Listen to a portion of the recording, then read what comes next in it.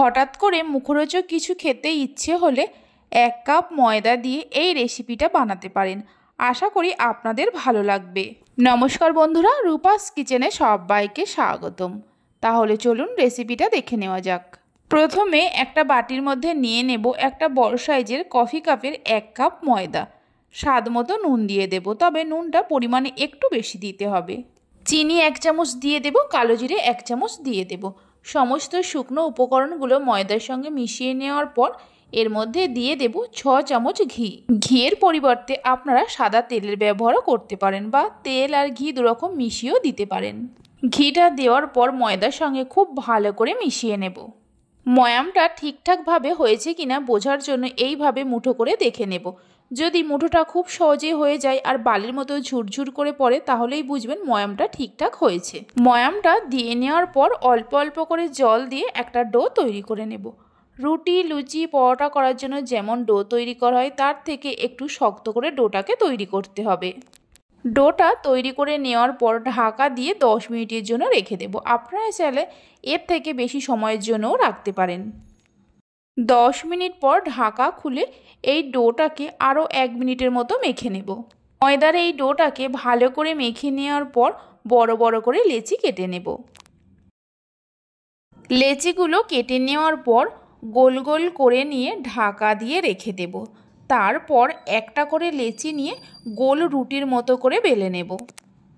এই লেচিগুলো বেলার সময় কোনো রকম ময়দা বা তেল ছাড়াই বেলা হয়ে যাবে, কারণ এতে ময়ামের পরিমাণটা বেশি করে দেওয়া আছে।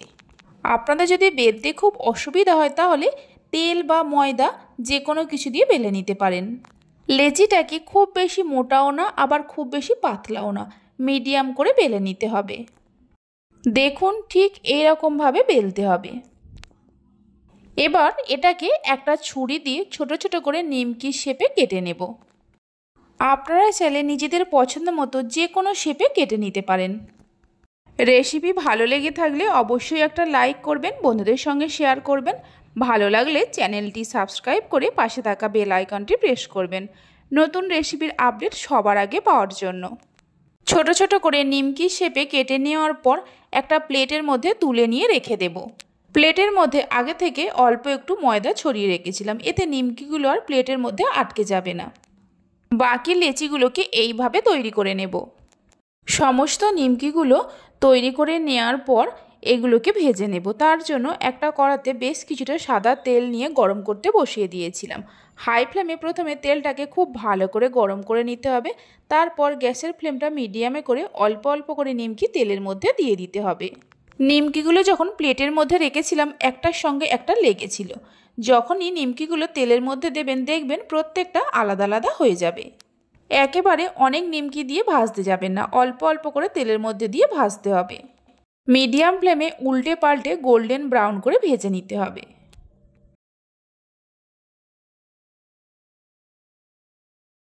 নিমকিগুলোকে গোল্ডেন ব্রাউন করে ভেজে নেওয়া হয়ে গেছে। এর থেকে আর বেশি ভাজবো না, তেল ঝরিয়ে নিয়ে তুলে নিয়ে রেখে দেব। বাকি যে নিমকিগুলো আছে এইভাবে ভেজে নেব।